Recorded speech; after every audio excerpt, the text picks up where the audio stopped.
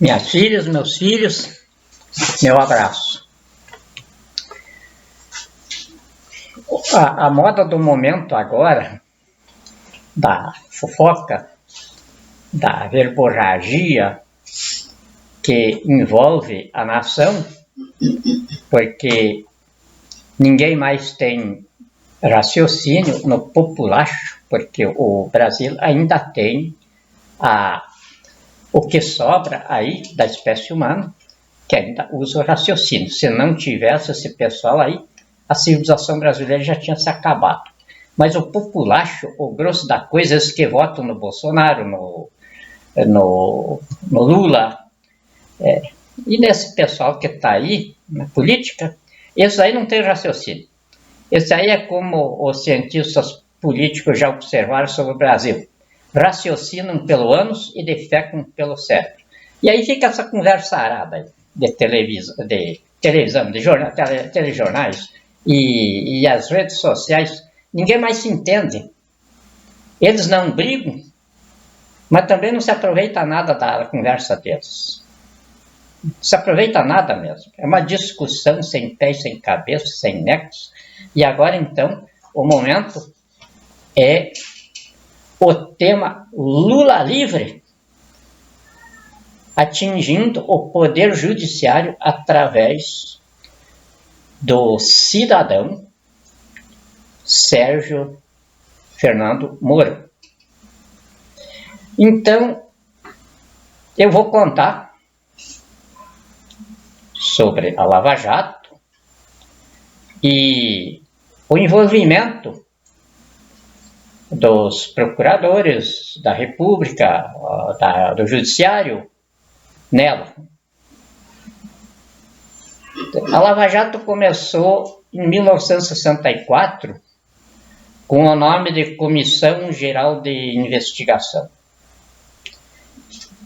Ela não visa pessoas, como naquela época a Comissão Geral de Investigação não visava pessoas, mas sim um expurgo da civilização brasileira para recomeçar o Brasil em formas mais racionais.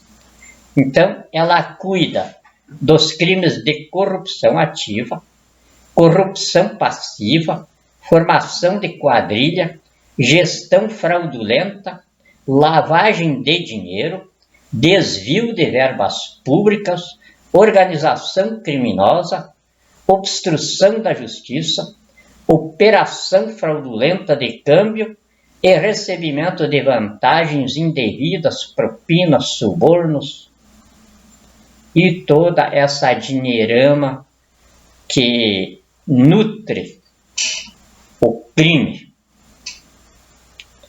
Isto aqui na área judiciária, porque a Lava Jato, que se insere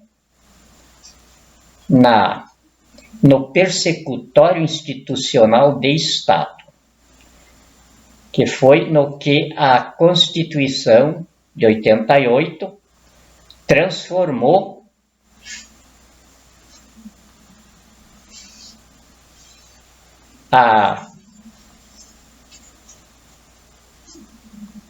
o início desse tipo de expurgo da civilização.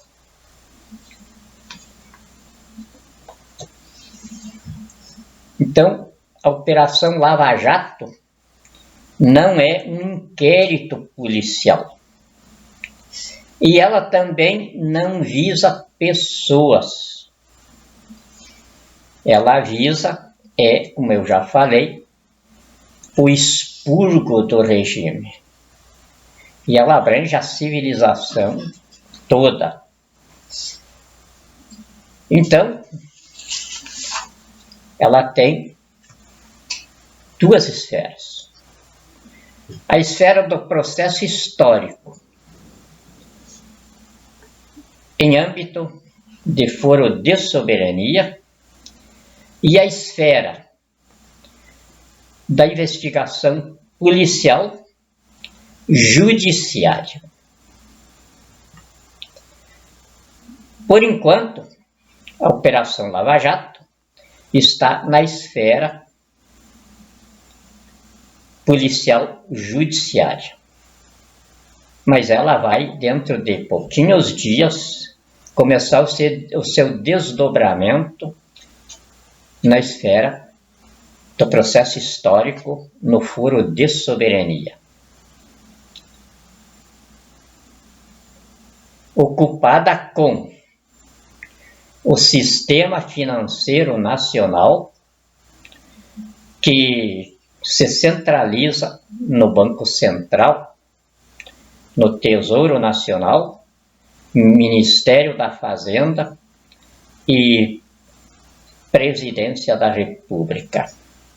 Esse é o núcleo da Operação Lava Jato, agora no âmbito do Foro de Soberania. E é claro que a bandidagem do poder sabe disso. E então, a gente estava preparado para esse ataque que estamos sofrendo agora. Então, a Operação Lava Jato, que começou lá em 64, com a Comissão Geral de Investigação, que depois a Constituição mudou para Persecutório Institucional de Estado, dado o Estado Democrático de Direito. Aí, em 2004, eu comecei o Persecutório Institucional de Estado com as CPI dos Correios e do Mensalão. Isto cumprindo o ideário da Revolução de 64, que quando os Estados Unidos verificaram que o combate do comunismo, do crime organizado com aquele nome no mundo, estava sendo derrotado pela guerra de inteligência, então eles começaram a insistir nos regimes de exceção que os próprios Estados Unidos tinham espalhado pelo terceiro mundo, para começarem a mudar do método de repressão para o de inteligência. E os governos militares, sensíveis a tudo que beneficiasse a nação, e como era lógico, era coerente o programa, e estava tendo sucesso contra o crime organizado do comunismo, então foi imediatamente absorvido pelos militares. Eu não cheguei a trabalhar diretamente no projeto, mas acompanhei ele, e então conheço como se tivesse também ajudado a elaborá-lo. Então foi dividida a Revolução 64 em 3 etapas. 64 a 85, a construção física do país.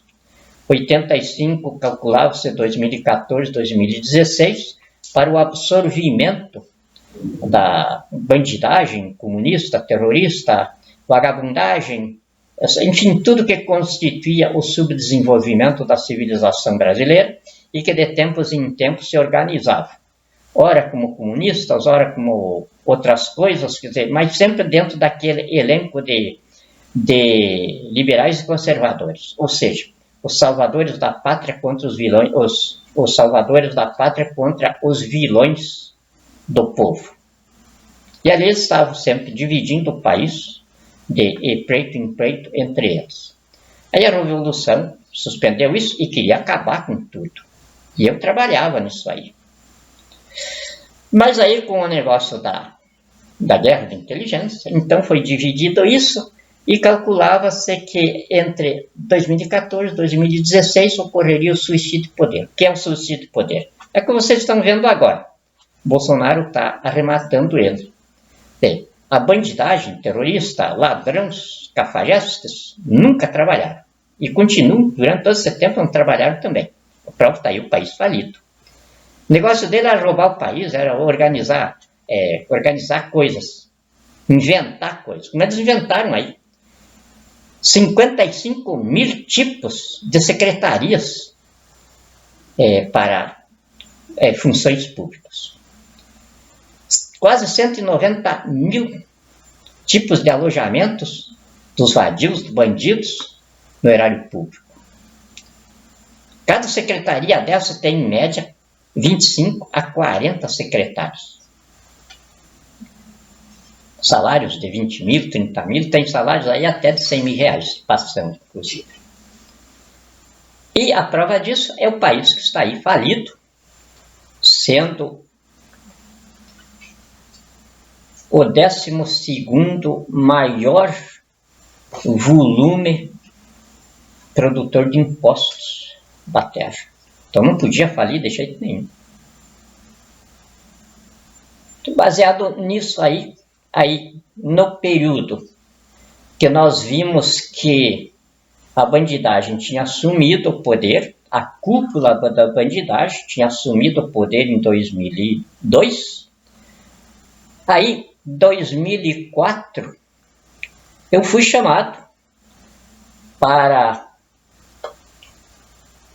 manter o Lula no poder, que as oligarquias de São Paulo, Minas e Rio de Janeiro tinham financiado a campanha dele para tirar ele do poder e colocar o falecido José Alencar, para eles retornarem ao poder, porque até aí a Revolução de 64 tinha tirado eles do poder. Então fui chamado porque naquela época, como diziam os generais, nem podia se pensar numa coisa dessas, porque o Lula era a estrela do populacho e tinha a chave do cofre. E as nossas fronteiras todas abertas, então não tinha como controlar a entrada de armas de toda forma e guerrilheiros de todo tipo para dentro do Brasil. Aí nós estaríamos, daquela época até hoje, nós estaríamos numa guerra civil, quem sabe se até já tinha se acabado a civilização brasileira pelas superpotências que vinham aqui tomar conta da coisa para pacificar o mundo. Então era muito grave a coisa. E aí então, de todas as soluções que a inteligência colocava para enfrentar o problema, nasceu aquela de abrir as comportas do Mar de Lama para que a respectiva enxurrada desmanchasse as composições que estavam no Congresso Nacional e nas entidades representativas da sociedade civil, que estavam tudo engajadas nisso aí. Então, a avalanche do Mar de Lama desmontaria aquilo tudo, e o PT, que estava empolgado como se fosse o senhor absoluto do saber e do poder, mas não eram só uns bobos, uns bocó, ignorantes, analfabetos, mentirosos. Então imaginou-se que, com as comportas do Mar de Lama estourado, o PT ia levar aquele choque no poder, ia ver que o poder não era aquilo que ele pensava, e o Lula ia conseguir terminar o mandato dele e nós furávamos o golpe das oligarquias de São Paulo. E ali então começou. Fui eu que criei a CPI dos Correios e a CPI do Mensalão. E depois da CPI do Mensalão, então daí cada vez a gente via, porque aí eu fui conservado na missão, na posição de monitorador da bandidagem no poder, para que o suicídio de poder, que já se delineava ali absolutas, garantias de que ia acontecer, não fosse abortado por uma convulsão entre eles aí que obrigasse as Forças Armadas a intervir. Então eu cuidei disso. Em 2008, outubro de 2008, eu protocolizei no Supremo Tribunal Federal a reação de cidadania do povo, uma Constituição estabelece. Isso aí fez a base para a intervenção constituinte no processo histórico, que é o instrumento com o qual a Constituição habilita o povo para o exercício direto do poder, que é a intervenção substituindo a Revolução Armada. Tomadas essas providências, aí tivemos várias incursões dentro da Polícia Federal. Até que em 2013, nós tivemos elementos ali que a Polícia Federal, então, compreendeu a coisa. Era difícil para eles entender o persecutório institucional do Estado. Eles foram formados na escola de polícia ali, saíam com o cursinho de direito lá. Cursinho de direito, já desde daquela época, emburrecia o sujeito. E hoje, então, é um desastre. A pessoa entra na faculdade para sair de lá doutor, aí ele perde a capacidade racional dele, perde a inteligência, e aí ele pensa que é um doutor, e daí ele não sabe raciocinar nada, aí ele fica perdido. Agora, entre copiar coisas do computador e copiar citações de livros e da jurisprudência. Você vê que loucura que fica ao redor do bacharel. Isso não é diferente na área da Polícia Federal, porque não é diferente no Supremo Tribunal Federal. 11 ministros ali semi-analfabetos na área do direito. Semi-analfabetos em direito. Eles sabem ler jornal, sabem ler tudo que é coisa, sabem ler livros de direito. Mas eles não sabem ler a Constituição da República, porque se soubessem, o país não era esse antro de bandidos, não era essa tragédia de crimes que está aí.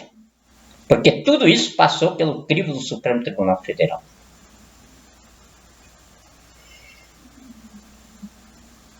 Então,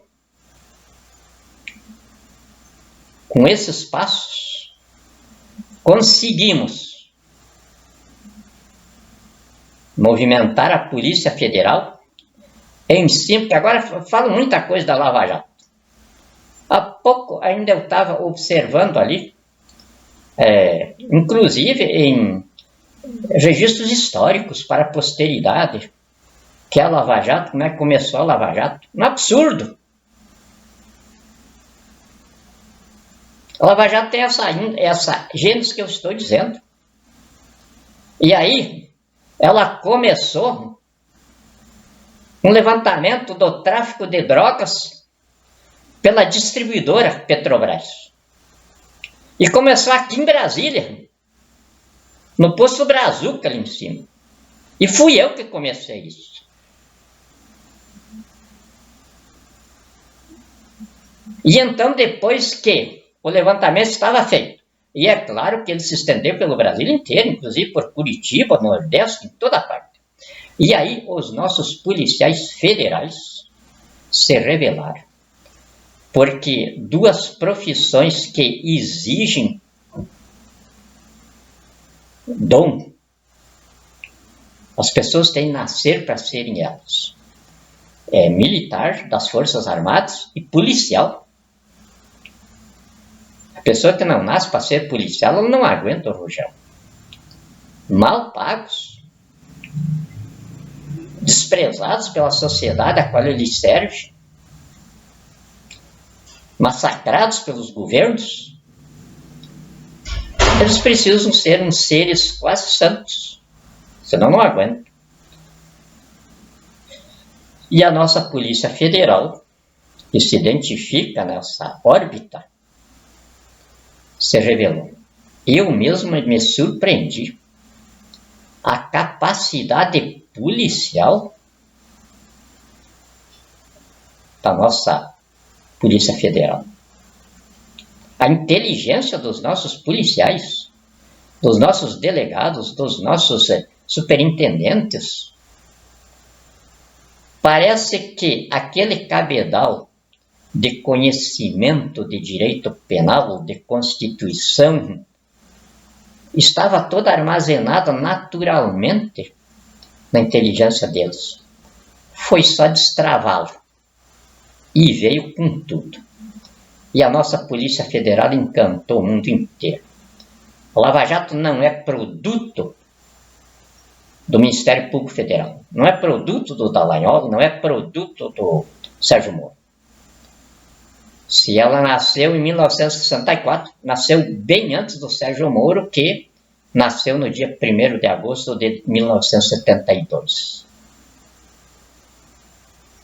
Nessa época, já estava sendo implantado no Brasil o ideário da Revolução de 64, que tinha nele este momento que o Dr. Sérgio Moro enfrentou.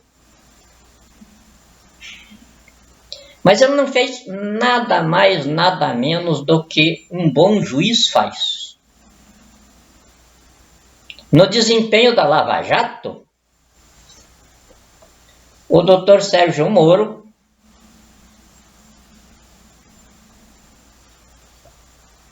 desde o começo de 2014 até 2016, dos 453 recursos das defesas em instâncias superiores, apenas 22 deles tiveram decisões favoráveis. As defesas. Isto significa que o Dr. Sérgio Moro emplacou o desempenho judicante dele com 95,2% de intocabilidade. Isto aqui dá a ele o respeito máximo, porque nós, na advocacia, nós temos como o índice máximo de invulnerabilidade jurídica dos juízes em 85%. O doutor Sérgio Moro chegou a 95,2%. Então, isso aí, os grandes advogados, não é advocacia. São os grandes advogados que têm esses dados, onde eles se baseiam para tocar as ações dele. Então, tem isso aí, a gente segue. E aí, com o doutor Sérgio Moro, por exemplo, por que o doutor Sepúlveda pertence? É um advogado diante do qual eu me curvo, não como superior a mim, mas como igual a mim. Ele não quis a defesa do Lula, apenas deu uma revoada no Supremo Tribunal Federal, no habeas corpus dele, e desistiu. Desistiu porque eu também desistiria de qualquer recurso em favor do Lula. Um magistrado com 95,2% de confirmação das suas sentenças nas instâncias superiores, quer dizer, do Tribunal Federal de Porto Alegre até o Supremo Tribunal Federal. Aí a gente, dentro desse dado aqui, avaliando o juiz, a gente avalia o recurso em favor do réu. E aí tem de dizer para o réu: você quer me pagar tanto, eu vou fazer a coisa. É o golpe do João sem braço. Vou inventar uma conversa em cima de uma sentença que eu tenho de dizer para você que é insuperável. Mas como justiça é conversa, justiça é jogo de retórica, eu vou inventar uma retórica muito bem produzida e talvez os ministros lá no Supremo engulam. Mas eu quero receber o meu antes, porque eu não vou prometer que vou te tirar da cadeia. Eu tenho a impressão que foi isso que o Dr. Sepúlveda Pertença colocou para o lucro. Então,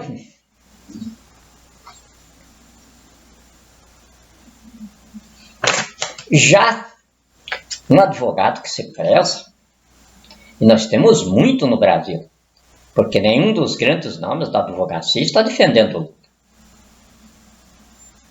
Os grandes nomes da advocacia, eles se baseiam nesses dados estatísticos.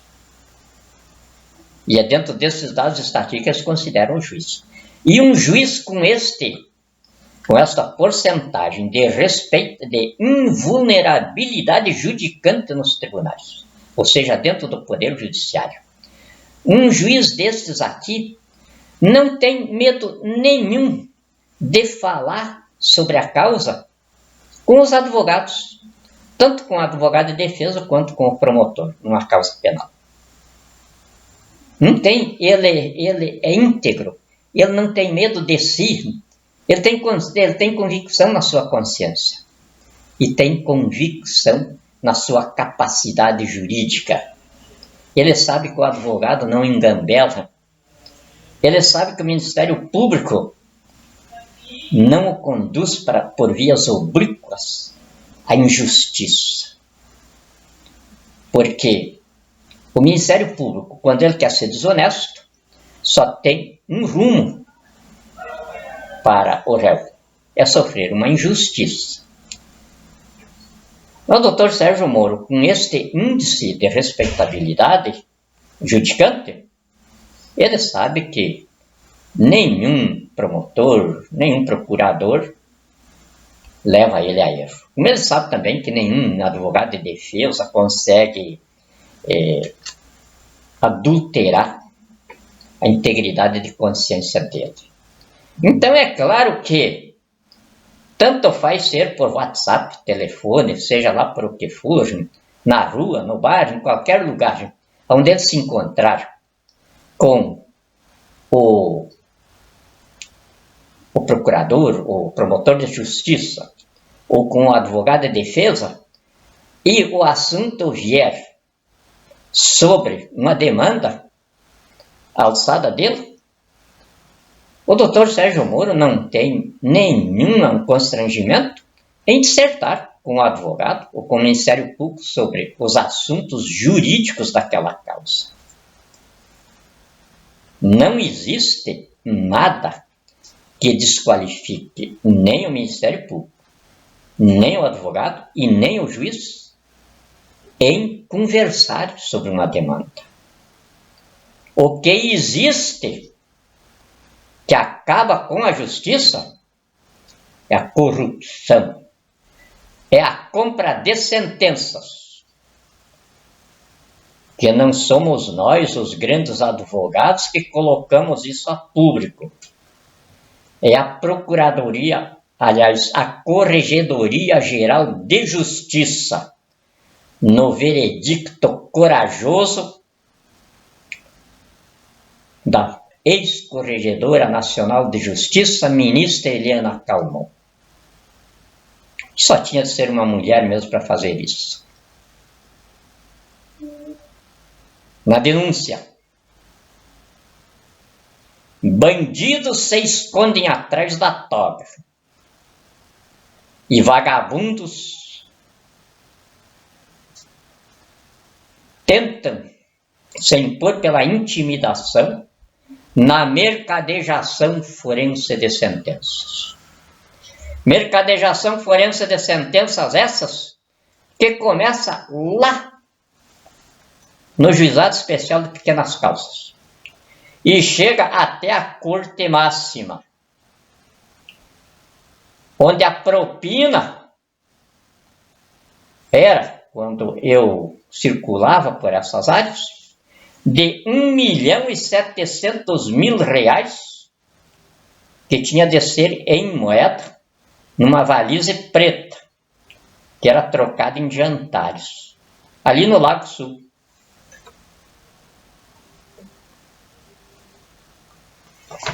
Isso sim, isso acaba com o poder judiciário, como acabou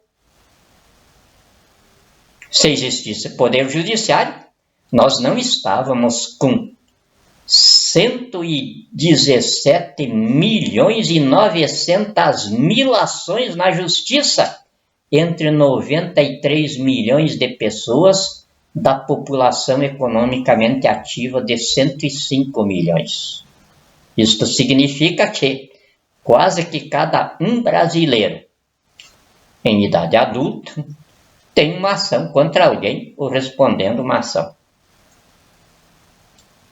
Isto só acontece quando a justiça vira um balcão de negócios. Senão não acontece. Não acontece porque eu vivia antes disso aí.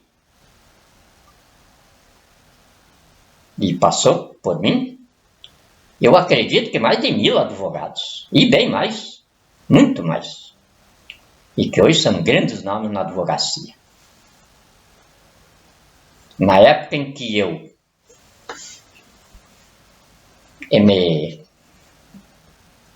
me escondia profissionalmente na advocacia. Então, era nesse campo aí que eu me supria de grandes tesouros para a orientação dos governos militares. Então, sabia de tudo. Os advogados me contavam. Me contam até hoje. E aí o PT foi que criou os especialistas. Eu conheço todos os especialistas aqui em Brasília. Inclusive tive situações com 2 especialistas aí, grandes nomes da advocacia. Mas não passo de especialistas em Supremo, especialistas em Superior Tribunal de Justiça, especialistas em Superior Tribunal Eleitoral, cuja especialidade nada mais é do que esses convencimentos de magistrados nas valizes pretas.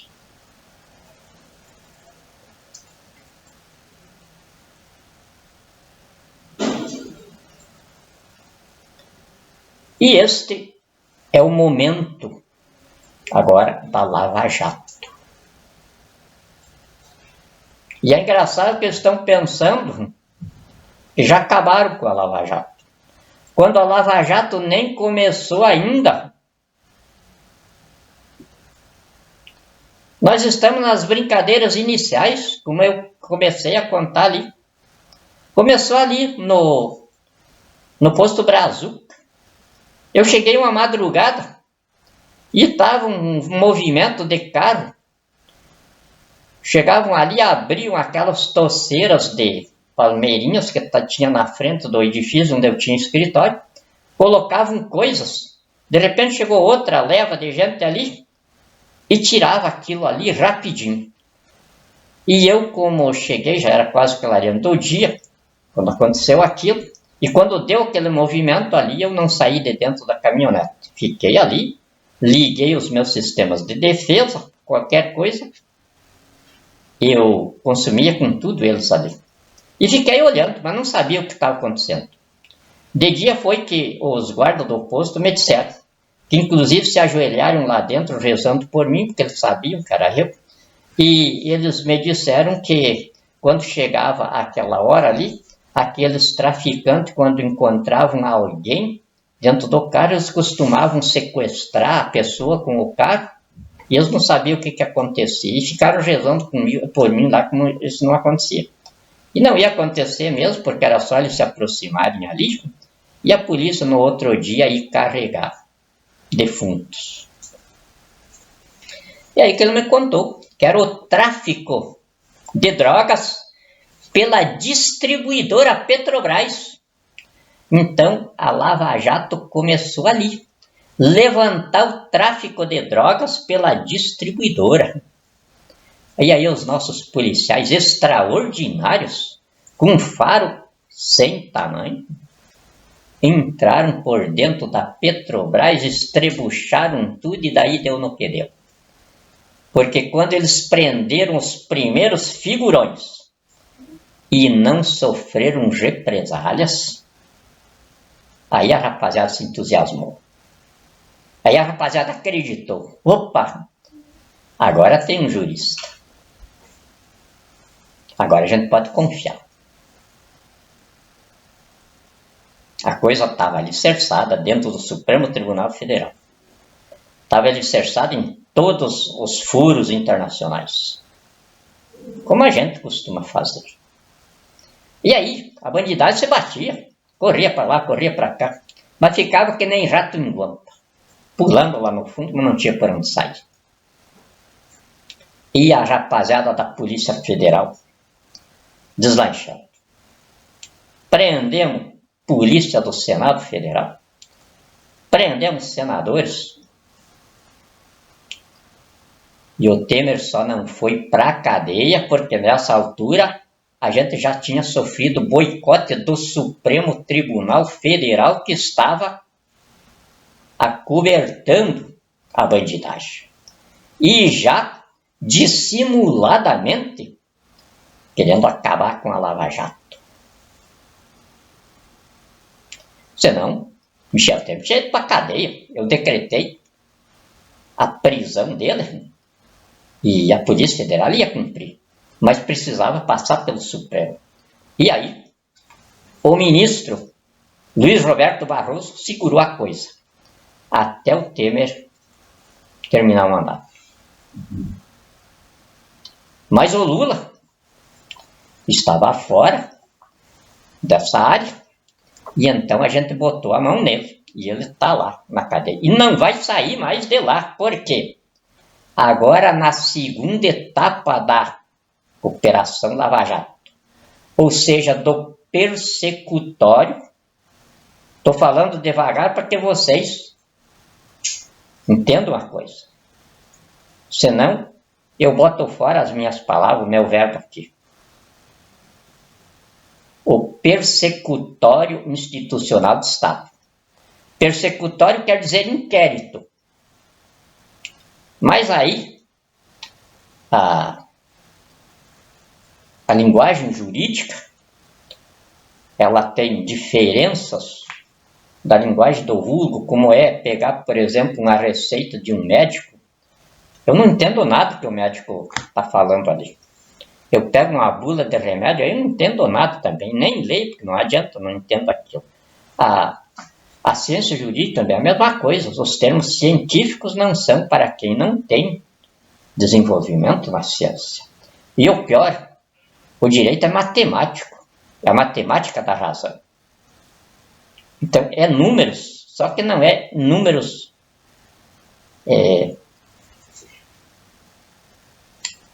matemáticos, são números verbais. Mas o verbo também é um número.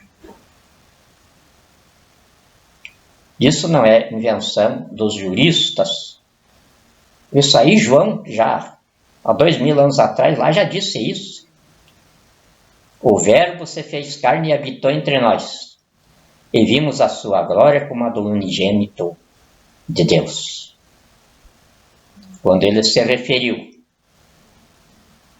não temam pecar, porque se alguém pecar, temos um advogado perante Deus, Jesus Cristo, o justo, o verbo que se fez carne e habitou entre nós.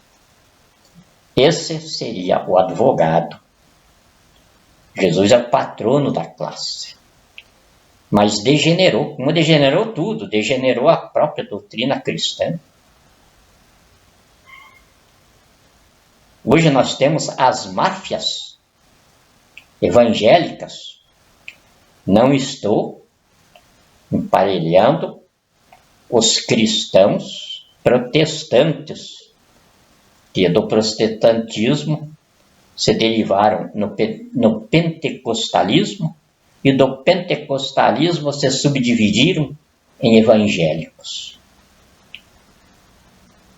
Todas as igrejas evangélicas me merecem muito respeito, mas dentro delas tem as quadrilhas.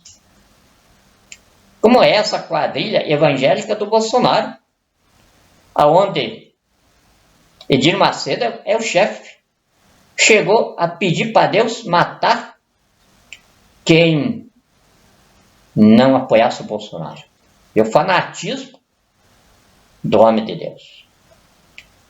Então isso não tem nada a ver com Jesus. Isso também entre aqueles que Jesus disse: vão chegar na minha frente e dizer: Senhor, qual é o meu lugar no céu?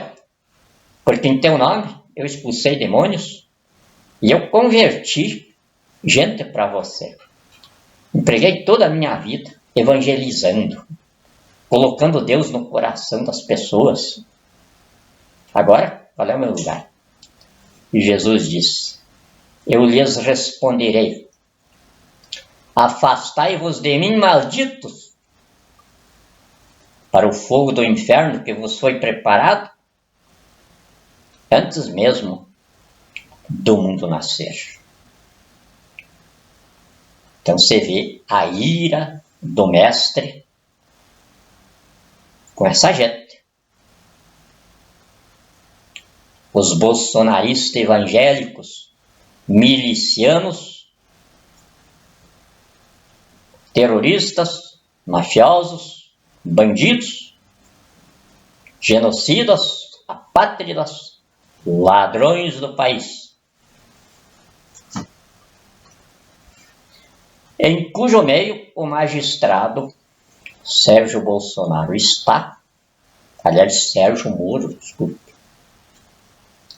Sérgio Moro está no desempenho de inteligência. Amanhã eu estarei nomeando ele para a chefia da Polícia Federal. De amanhã em diante ele vai ser reconhecido como um agente legalizado do Estado Democrático de Direito. Até agora ele é um homem a serviço da pátria nas entranhas do banditismo do poder. Cujo banditismo ele já estourou com o seu desempenho respeitável na Operação Lava Jato e outros inquéritos da Polícia Federal que lhe caíram à mão. Então, o que eu queria deixar claro para vocês é que o Dr. Sérgio Moro, como o Dr. Dalton Dallagnol, não tem comprometimento nenhum com a Lava Jato. Eles nasceram muitos anos depois que a Lava Jato começou a se germinar na Comissão Geral de Investigação, que em 1988 a Constituição a recepcionou com a instituição da intervenção constituinte no processo histórico, assentada na investigação do regime e não de pessoas, no persecutório institucional do Estado, ou seja, na perseguição da corrupção entranhada no poder na esfera judiciária e das consequências dela na esfera do foro de soberania, que o persecutório institucional do Estado ainda não adentrou. Imagine o podridão que chegou à civilização brasileira. Quanto tempo faz que a Polícia Federal, o Ministério Público Federal, estão empenhados aí só nas entranhas podres do regime? Não chegamos ainda na fase do terrorismo, da subversão.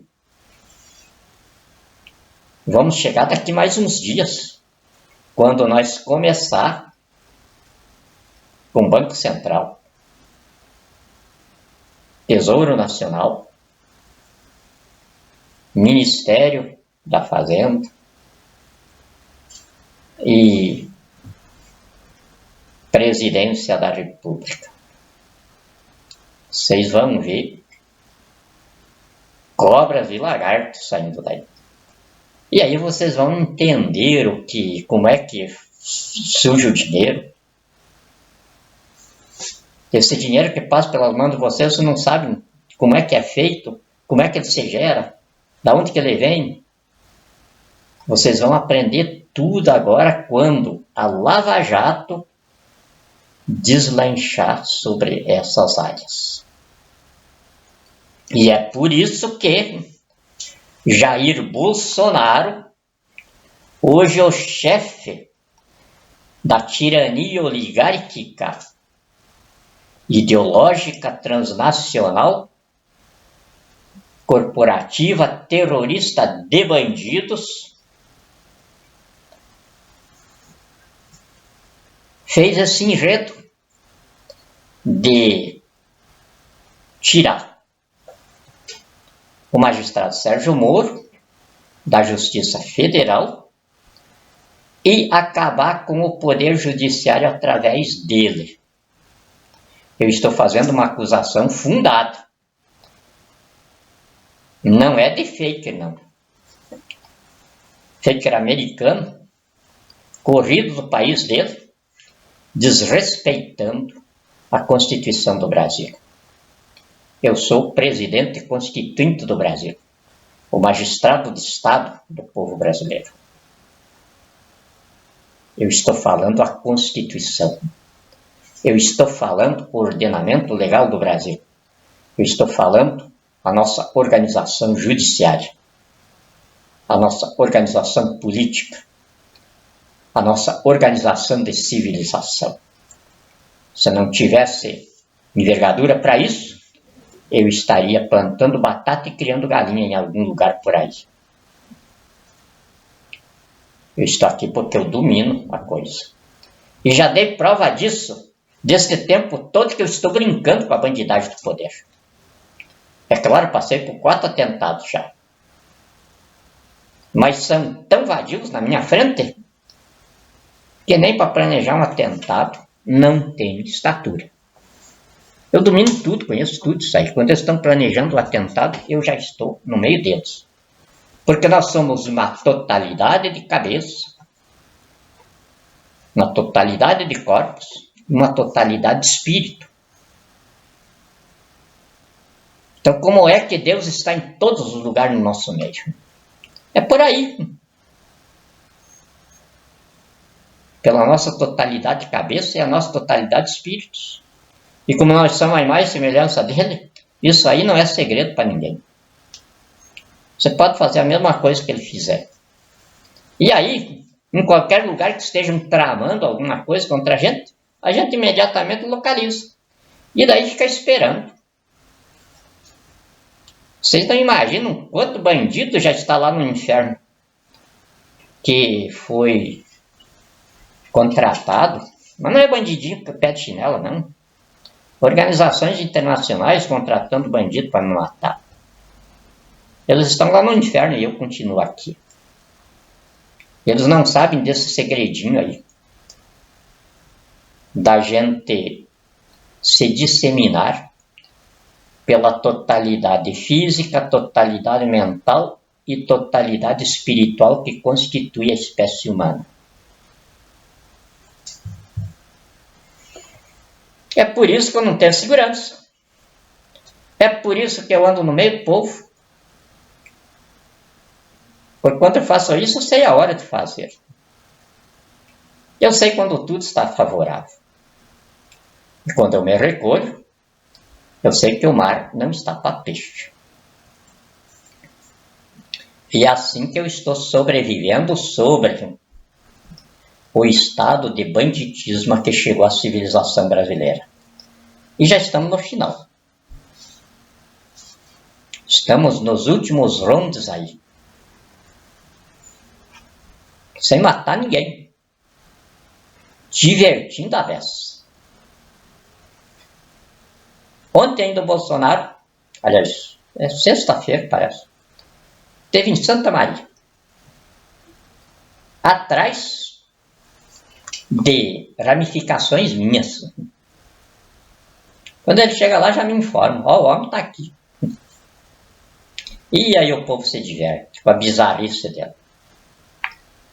Esses dias, eu comuniquei, eu tenho uma porção de gente espalhada pelo Brasil inteiro.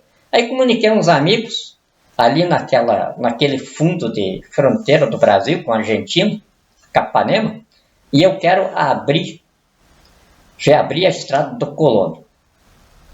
Eu passei muitas vezes por ali na época do regime militar, depois fecharam. E eu quero fazer daquilo ali uma estrada turística dentro do Parque Iguaçu. E eu contei isso para alguém. Imediatamente o Bolsonaro esteve lá reabrindo a estrada. Mas eu contei lá para que ele soubesse também. Porque na área de inteligência, a gente atira para o sul quando a bala tende a atingir o norte. E ele foi lá, aliás, não chegou a ir lá porque no dia deu uma chuvarada muito grande e não conseguiu chegar lá. Mas ele anunciou, o pessoal lá ficou tudo esperando que o presidente ia lá para reabrir a estrada. E assim estou me divertindo com ele. Ele faz tudo aquilo que eu mando. Tá tão engraçado que eu até tenho preguiça de pedir o palácio para ele lá. Tá tão bom eu aqui recriando o Brasil, refundando o Brasil, agora com as Forças Armadas tomando conta do pedaço junto comigo, com os meus comandantes, homens, esses sim, diante dos quais eu me vergo, porque diante deles eu não sou nada. Eles são ministros de Deus, aparelhado de armas para mandar para o inferno os demônios que ousam encarnar na procriação humana. Isso está ali na Bíblia, qualquer um pode ler. Ministros de Deus, quem sou eu? Então, diante dos meus comandantes, diante das minhas tropas, eu as comando vergado, tributando-lhes a veneração, o respeito e a confiança que as suas investiduras divinas me impõem. Estão agora já ombreando o Brasil comigo no governo civil-militar que já começou, como o ideário da Revolução de 64 estabelecia. E agora, esse tal de Intercept traz para a gente o desprazer de ter de entregar para o Dr. Sérgio Moro o decreto de prisão de Jair Bolsonaro como o chefe dessa corporação terrorista que está atacando o poder judiciário através do cidadão Sérgio Moro. Um ataque que não se pode tolerar, porque é o ataque terrorista mais perverso que tem, que é um ataque contra a Constituição da República, que está bem clarinha aqui no inciso 10 do artigo 5º, começando com o inciso 3º do artigo 1º, a dignidade da pessoa humana. Aqui no Brasil, a vida não tem valor nenhum. O que vale aqui é a dignidade da pessoa humana. Então, a dignidade da pessoa humana é que dá para nós o sentido de pessoa viva. E então, é claro, nos direitos e garantias fundamentais, essa dignidade da pessoa humana tinha de estar absolutamente resguardada, como está no inciso 10 do artigo 5º. São invioláveis a intimidade, a vida privada, a honra e a imagem das pessoas, assegurado o direito à indenização pelo dano material ou moral decorrente de sua violação. Então, este cafajeste, que chamo de jornalista, um vagabundo, porque se ele tivesse alguma coisa de jornalista, ele conhecia a Constituição da República, saberia respeitar ela. Mas não é, nem brasileiro não é. Vem aqui com essa folia desse tamanho. A gente tem fotografia dele abraçado com o Lula desde tempos atrás. Sujeito casado com outro homem. Pô, não dá nem para falar. Vir aqui desafiar a justiça, desafiar legisladores, desafiar o poder legislativo. E Jair Bolsonaro, que tinha a obrigação constitucional de prendê-lo, se limita a apreciar a folia. Com isso, ele se identificou o chefe do ataque terrorista. Porque se ele fosse o chefe da quadrilha na qual ele inseriu o juiz Sérgio Moro, ou se ele fosse um ator, se dizendo presidente da República, por força do apelido, ele tinha de ter decretado a prisão desse elemento. Quando ele não fez isso, então é aquilo que a lógica jurídica diz em todo o universo: quem cala, consente. Então ele calou diante do ataque que o governo dele sofreu, que a pessoa dele sofreu, aqui no inciso 10º do artigo 5º da Constituição. Então não há dúvida nenhuma. Ele é o chefe, ele organizou o ataque e ele está comandando o ataque. E isso acabou agora de ficar mais exposto com a demissão do Dr. Levi da presidência do BNDES.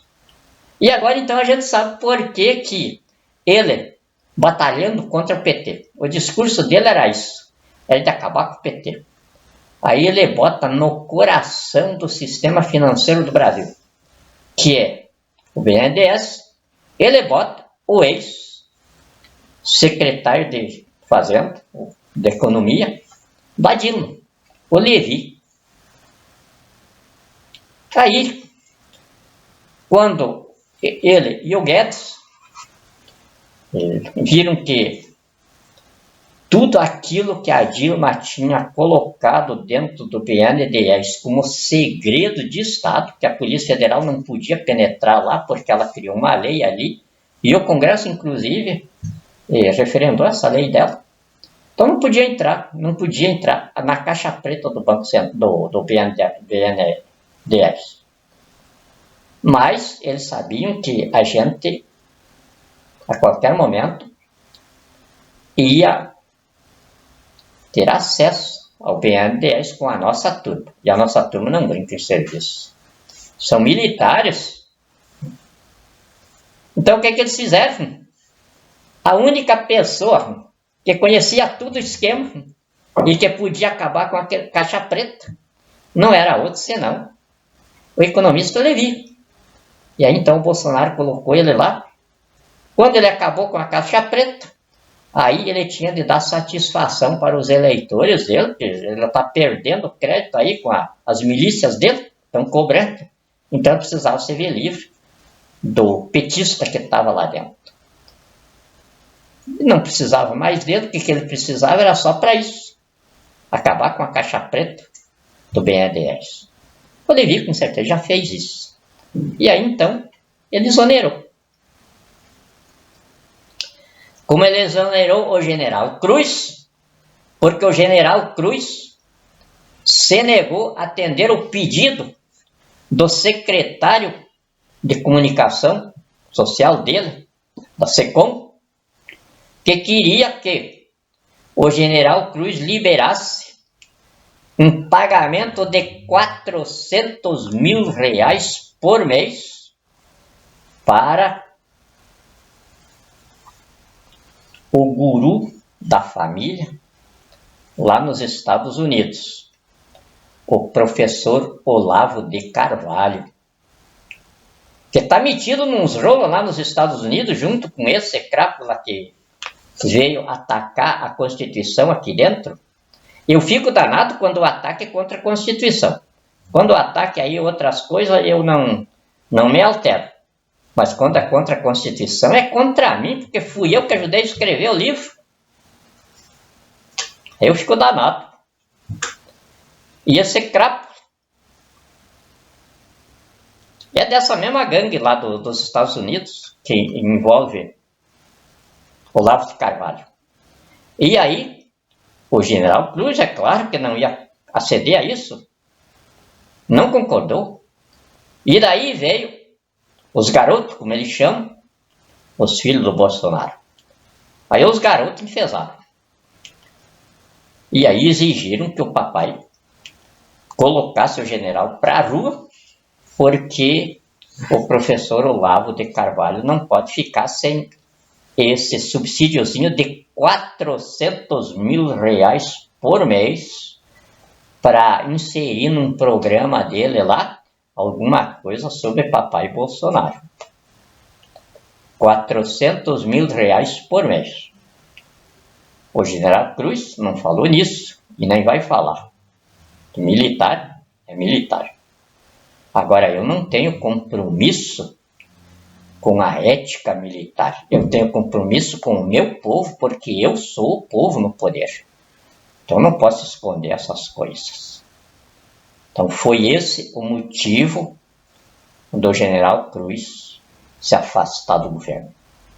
Como é mais ou menos esse motivo o afastamento dos outros generais que já saíram. E pode ter certeza que não vai ficar nenhum com ele.